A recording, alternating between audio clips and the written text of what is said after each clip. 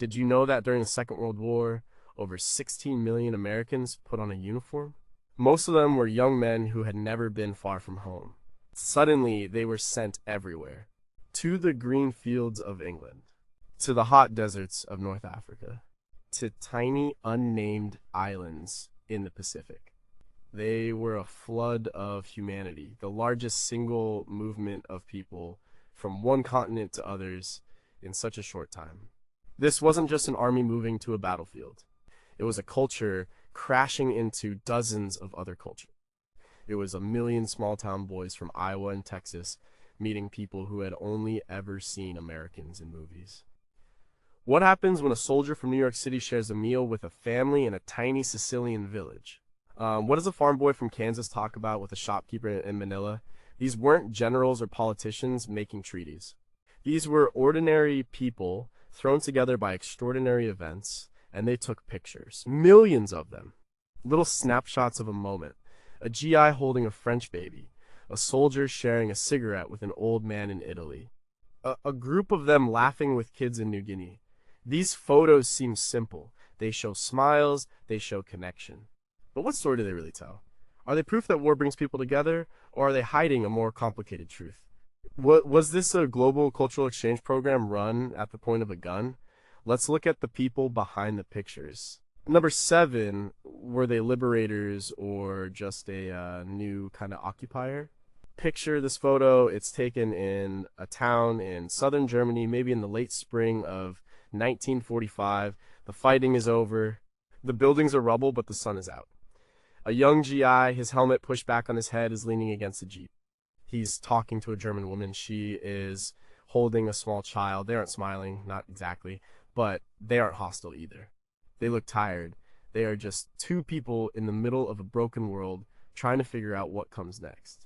This is the complicated reality that came after the cheering stopped. In places like France, Belgium, and the Netherlands, the arrival of American soldiers was met with parades and flowers.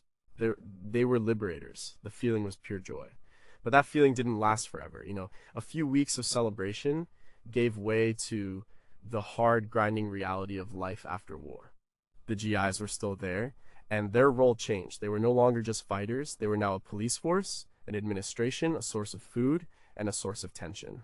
The official policy was strict, especially in former enemy territories. General Eisenhower initially issued a non-fraternization policy in Germany.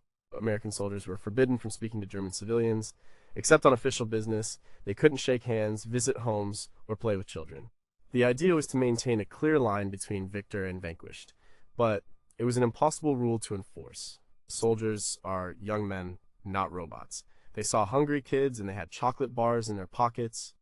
They saw people struggling to clear rubble, and they sometimes lent a hand. The policy was quietly relaxed and then officially abandoned within a few months. Human nature simply won out. But this interaction wasn't always a simple act of goodwill. It was layered with power. The GI had everything: food, medicine, security, and a way out. The local civilian had nothing. This created a massive imbalance. A historian named John Willoughby wrote about this in his book, Remaking the Conquered.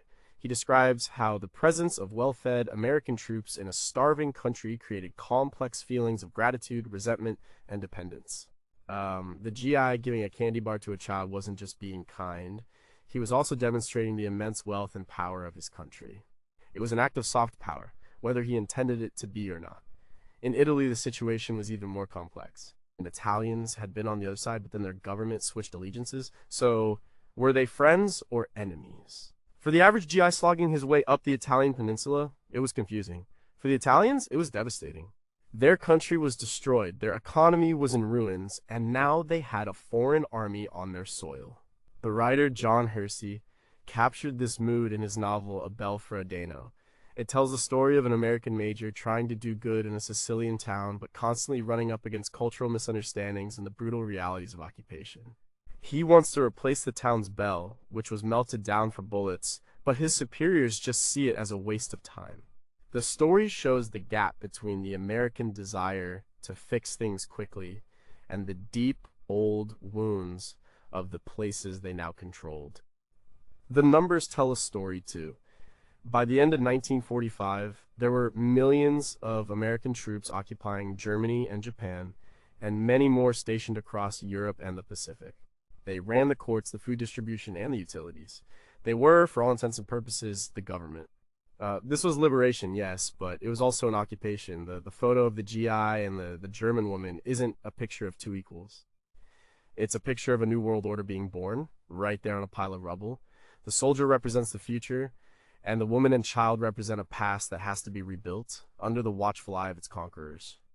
It was a relationship built on necessity, not true friendship, and that's a much harder story to tell. How much of the re-education of former enemy populations was just the imposition of American culture, for better or worse? And for the people in liberated countries, at what exact moment did the sight of an American uniform change from a symbol of hope to a reminder of their own powerlessness? Number 6, could you really know someone without a shared language? Imagine a different photo. This one is from a small village in France just after D-Day. A GI is sitting at a wooden table with a French family. An old man, a woman, a teenage girl. There's a bottle of wine on the table and some bread. The GI is holding a small, palm-sized booklet. He's pointing to a phrase in it and then pointing to himself. He's smiling, a little awkwardly. The family is leaning in, trying to understand. They look curious, maybe a little amused. Nobody in the photo is saying a word, but they are communicating. Foreign language was the biggest wall between the GI and the world he was thrown into. Most soldiers who landed in North Africa, Italy, or France didn't speak a word of Arabic, Italian, or French. And the locals didn't speak English. So how did they talk? They found a way. It was a messy, funny, and sometimes frustrating process. The US military tried to help. They issued phrase books to soldiers. The most famous was the Pointy-Talkie, a booklet filled with simple questions and statements in English on one side and the local language on the other. It had pictures too. A soldier could point to a picture of a bed and then to the phrase, "Where can I sleep?" It was basic, but it was a start. But most communication happened outside of books. It was a language of gestures. Your soldier would rub his stomach to show he was hungry. He would hold up a pack of Lucky Strike cigarettes and raise his eyebrows, a universal question. A local might point down the road and make a crashing sound to warn of danger. It was a real-life game of charades, played for the highest stakes. Sometimes it was funny. A GI might try to ask for eggs or uffs in French, but pronounce it wrong and accidentally say something vulgar, leading to shocked faces and then laughter. Sociologists who studied the American soldier experience, like Samuel Stouffer in his massive post-war study, The American Soldier, noted that these small, successful interactions were huge morale boosters. They made the alien world feel a little more human. The GI also became a teacher. English words started to creep into local languages. Words like Jeep, okay, and goodbye became common in towns all across Europe. The kids were the fastest learners. Like they would hang around the American camps picking up slang and trading it for information about the local area. For a piece of chocolate, a kid could tell you which roads were safe or where to find fresh water. They became mini translators, bridging the gap between two worlds. But the language barrier could also be dangerous. A misunderstood command could get someone hurt. A friendly gesture could be misinterpreted as a threat. In the Pacific, this was even more extreme. The cultural and linguistic gaps between Americans and the people of islands like the Philippines or Okinawa were immense. In his book Goodbye, Darkness, the writer William Manchester, who fought in the Pacific, describes the eerie silence of the jungle and the fear that came from not being able to understand the whispers of the people whose land you were fighting on. A smile could be a greeting, or it could be a trick. You could never be sure. The photo of the GI with the phrase book shows the effort. It shows the desire to connect. He isn't just demanding things, he is trying, however clumsily, to ask. And the family is trying to meet him halfway. But that effort highlights the distance between them. They might share a glass of wine, but they can't share their stories, their fears, or their hopes. They can only communicate about the most basic things: food, shelter, direction. The deeper human connection remains just out of reach. They are together, but they are also profoundly alone, separated by the very thing that makes us most human, our words. So what are the lingering questions? How many friendships that GIs thought were genuine were based on a complete misreading of cultural cues and misunderstood words? How many critical pieces of military intelligence were lost because a local couldn't properly explain what they had seen? And how did the very sound of the English language change in the minds of people around the world, from the language of Hollywood movies to the language of power, food, and survival. Number 5. What did love mean in a world without a future? Here's another picture. It's inside a dance hall in London during the Blitz. The room is crowded. The uniforms are American. The dresses are British. In the middle of the floor, a young GI is dancing with a British woman. He's tall and confident, smiling down at her. She's looking up at him, her face full of a complicated mix of hope and apprehension. For a moment, with the music playing, the war outside doesn't exist. It's just them. War is a strange time for romance. On one hand, it's a time of immense fear and uncertainty. On the other, that same fear makes people crave connection. It makes them live for the moment. And when millions of young, single American men landed in foreign countries, romance was inevitable. The most famous example of this happened in Great Britain. Between 1942 and 1945, over 1 million GIs were stationed there. They called it the friendly invasion. For young British women who had grown up in the shadow of war, the Americans were like a breath of fresh air.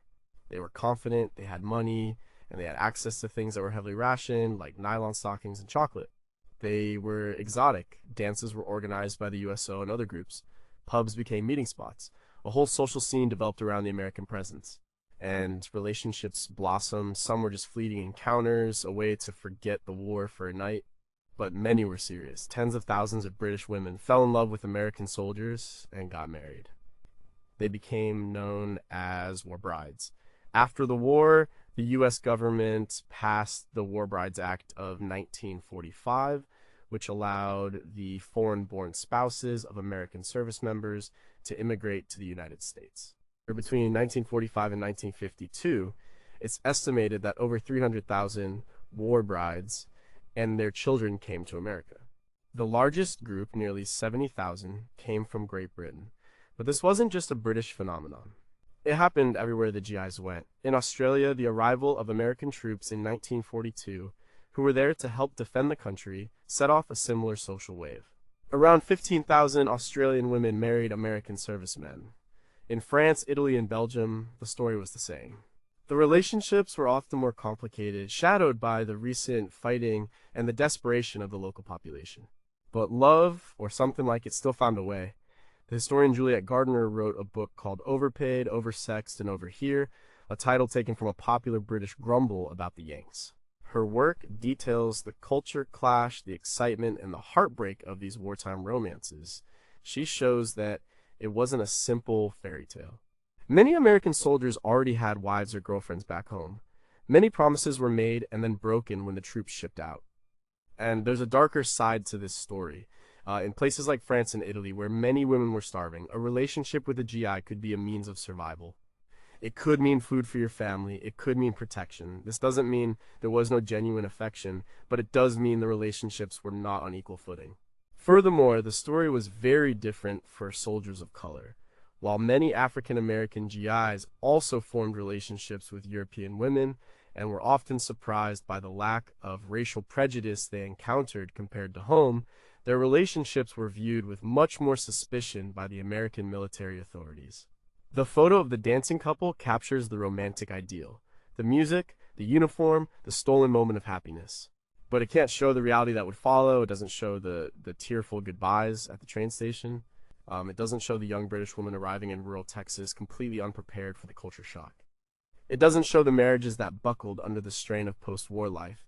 And it doesn't show the thousands of women who were left behind, sometimes with a child, waiting for a man who would never return. And this leaves us with some difficult questions. What percentage of these wartime marriages were truly based on love? And what percentage were based on a mix of glamour, desperation, and a ticket to a better life? How many thousands of children were fathered by American GIs overseas who then grew up never knowing their fathers or their American heritage? And did these relationships on a mass scale help heal the wounds of war, or did they just create a whole new set of personal, private heartbreaks? Number 4, did a different uniform mean a different America? Let's look at this photo. It's set in a small town in France. A group of African-American soldiers from a logistics unit are taking a break. They are sitting on some crates, sharing their rations with a few French children. One of the soldiers is laughing, a wide, genuine laugh, as a little boy tries on his oversized helmet. The French civilians in the background are watching, and they are smiling too. There is an ease, a warmth in this picture that feels different. For the more than 1 million African American men and women who served in the Second World War, their experience overseas was a paradox.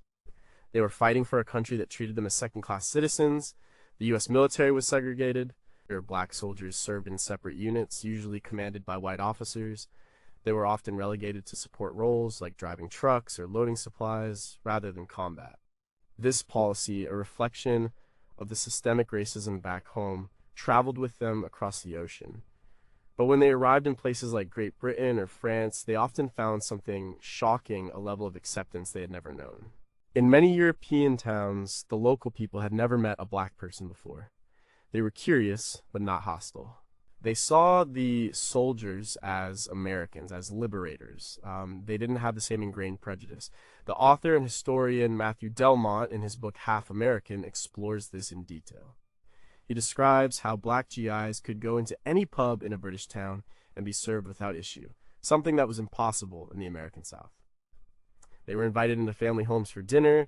They formed friendships and relationships with white Europeans in a way that would have caused a riot back home. This isn't to say it was a perfect paradise. There was still racism. Much of it came from their fellow white American soldiers who tried to export their Jim Crow attitudes.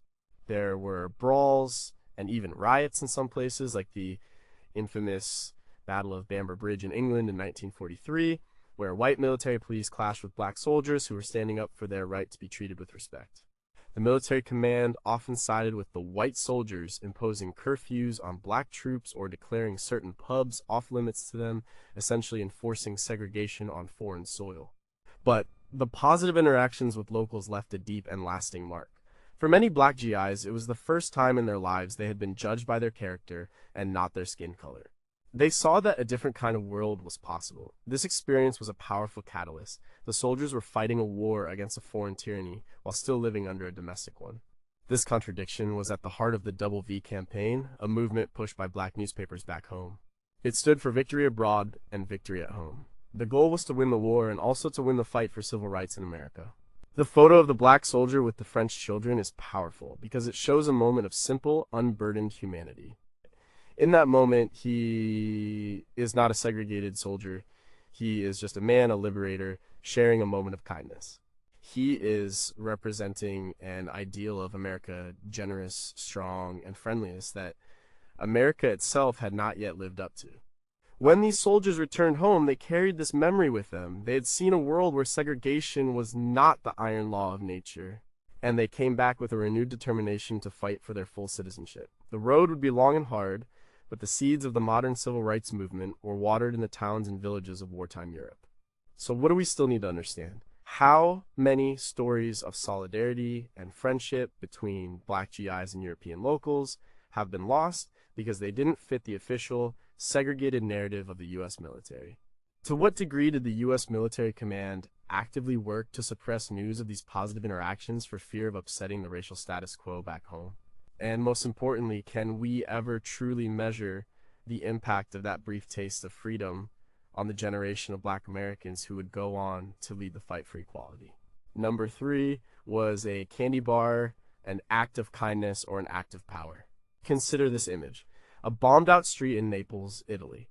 A crowd of children, their clothes ragged, surrounds a GI. He's smiling, reaching into a box. He's handing out Hershey bars. The kids are clamoring, their hands outstretched, their faces a mixture of desperation and excitement. It's a classic image, one that was repeated thousands of times across the world. It's the picture of American generosity. But is that all it is? When American GIs landed overseas, they brought more than just guns and tanks. They brought a piece of the American economy, and in a world that was broken and starving, that economy was the most powerful weapon of all. The average GI was not a rich man by American standards, but by the standards of a war-torn country, he was a king. His pockets were full of things that had become priceless luxuries: chocolate, chewing gum, cigarettes, soap, coffee. A single pack of cigarettes could be traded for things that would have cost a fortune. This created a massive, unofficial economy wherever the GIs went. It became known as the black market. In his memoir, Wartime, the author and scholar Paul Fussell, who was a young lieutenant in France, wrote about this with brutal honesty. He described how GIs could trade a few cartons of cigarettes for priceless antiques or for the companionship of a lonely, hungry woman. It wasn't always malicious. Often it was just a transaction. The GI had something people wanted, and they had something he wanted. It was simple supply and demand. But this had a profound effect on local societies. It warped economies. It created a new class of hustlers and traders who thrived on the GI's presence, and it created deep resentment. While some locals benefited, others saw the Americans as a corrupting influence, driving up prices and creating a culture of dependency. The candy bar in the photo is a perfect symbol of this complicated relationship. On the surface, it's a gift, or an act of pure kindness from a well-fed soldier to a hungry child. And for the GI, that's probably all it was. He was just being a good guy. But on a deeper level, it was a demonstration of an incredible power imbalance. The GI had a seemingly endless supply of these treats. The child had nothing. The act of giving established a relationship, the American as the provider, the local as the recipient. This dynamic was repeated on a massive scale. The Marshall Plan after the war was, in a way, the same act, just with billions of dollars instead of candy bars. It was generosity, but it was also a way to build a new world, one where American influence was paramount. This economic power was even more stark in the Pacific Theater. On some islands, the local populations had lived in pre-industrial societies. The sudden arrival of the American military, with its airplanes, bulldozers, and mountains of canned goods, was like something from another planet. It led to the phenomenon known as cargo cults in a few places after the war. These were belief systems that grew up around the idea that the material goods of the Western world were created by spiritual beings, and that rituals could bring more of this cargo. It's an extreme example, but it shows the mind-bending impact that American material wealth had on people who had never seen anything like it. So the photo of the GI and the children is true, but it's not the whole truth. It's a snapshot of a moment that hides the vast, complex economic system operating just beneath the surface. It was a system that could be kind and cruel at the same time. It could feed a child, but it could also shatter a local economy and create a culture of dependency that lasted for decades. The Hershey bar was never just a piece of chocolate, it was a symbol of an empire. And so we must ask how much of the goodwill America generated during the war was essentially bought with consumer goods. Did the black market, run by GIs and locals, actually help more people survive than the official aid programs? And what is the long-term psychological effect on a culture when it is suddenly flooded with foreign wealth, turning everyday items into symbols of power and desire? Number 2, how do you greet a stranger who carries a gun? Let's imagine one of the very first photos. It's 1942, a small town in Northern Ireland. A jeep, a vehicle nobody there has ever seen before, is parked on a cobblestone street. A few American GIs are standing next to it, looking a little lost. They are surrounded by a crowd of locals. There are old men with flat caps, women in headscarves, and dozens of curious children. Nobody is quite sure what to do. The GIs look big and a bit loud in their uniforms. The locals look wary. This is the moment of first contact. Before the fighting, there was the arrival. This was the beginning of the great cultural collision. For most of the world, America was a place they saw in the movies. It was a land of gangsters, cowboys, and glamorous movie stars. And then, suddenly, America showed up on their doorstep. The GIs who arrived in the UK as part of Operation Bolero, the code name for the massive troop buildup for the invasion of Europe, were the first wave. By 1944, there were over 1.5 million of them in a country that was smaller than the state of Oregon. The initial culture shock was immense for both sides. The Americans thought the British were stuffy and reserved. They couldn't get used to the warm beer, the small cars, and the strange accents. The British thought the Americans were boastful, unsophisticated, and obsessed with money. The famous saying of the time summed it up. The only thing wrong with the Yanks was that they were overpaid, oversexed, and over here. But beneath the grumbling, a real connection was being forged. The military tried to smooth things over. They issued pamphlets to GIs, like the Instructions for American Servicemen in Britain, which tried to explain British customs. It warned soldiers not to criticize the king, not to brag about their pay, and to remember that the British had been in the war for a long time and were tired. It was a crash course in cultural sensitivity. The real learning, however, happened in person. It happened when a family invited a GI into their home for a Sunday dinner, a welcome break from army food. It happened in the pubs where, after a few pints, the initial awkwardness would melt away. The GIs brought a new energy to places that had been drained by years of war. They brought jazz music, new slang, and can-do optimism that was both irritating and infectious. The journalist Ernie Pyle, who famously wrote about the common soldier, captured these small moments beautifully. He wrote about the GIs learning to play darts or trying to figure out cricket. He showed how stereotypes on both sides were slowly being broken down, one conversation at a time. The experience was different in other parts of the world. When American troops landed in North Africa in 109-42 during Operation Torch, it was the first major interaction for many of them with an Arab and Muslim culture. The cultural gap was enormous. The GIs knew almost nothing about the local customs, religion, or history. There were misunderstandings and sometimes conflict, but there were also moments of shared humanity. A GI sharing water from his canteen with a desert nomad, a soldier buying a handmade leather bag in a crowded marketplace. These were the first tentative steps in a long and complicated relationship between America and the Middle East. The photo from the Irish town captures that initial frozen moment of uncertainty. The stranger has arrived. He is armed, he is powerful, and he is from a different world. Is he a friend? Is he a threat? The guns are a reminder that this is not a tourist visit. This is an army arriving to do a job. The smiles and the handshakes would come later, but first there was the silence. There was the moment when two cultures stared at each other across a street, each wondering who the other really was. This leaves us with some fundamental questions. How many initial encounters went wrong, leading to mistrust and conflict that never got reported? How much of the friendliness shown by locals was simply a survival tactic, a way to stay on the right side of a powerful occupying force?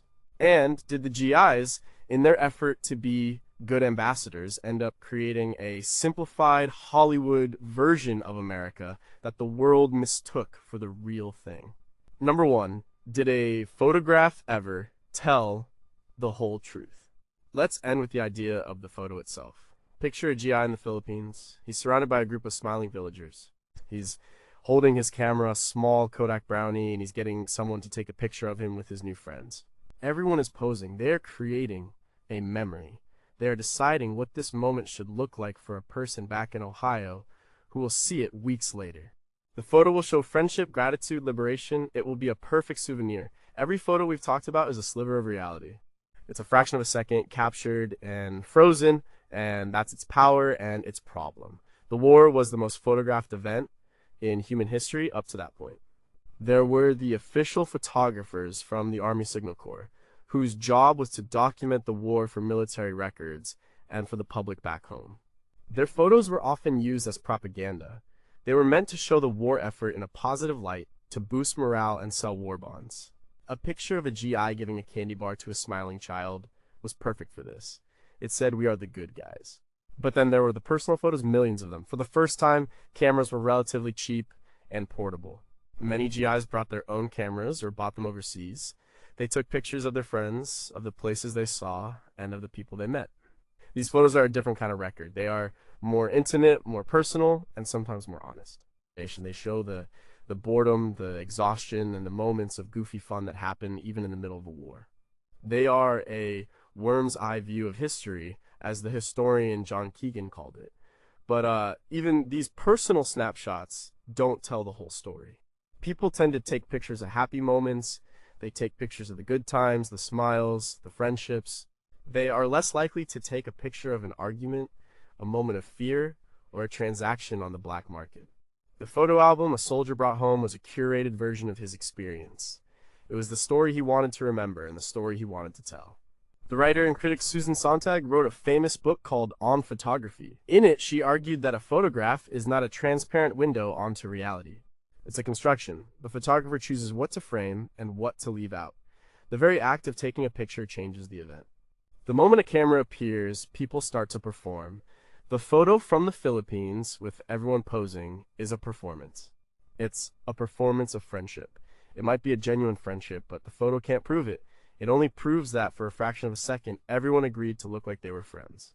So when we look at these 20 photos of GIs interacting with locals, we are looking at a collection of curated moments. They show a truth, but not the whole truth.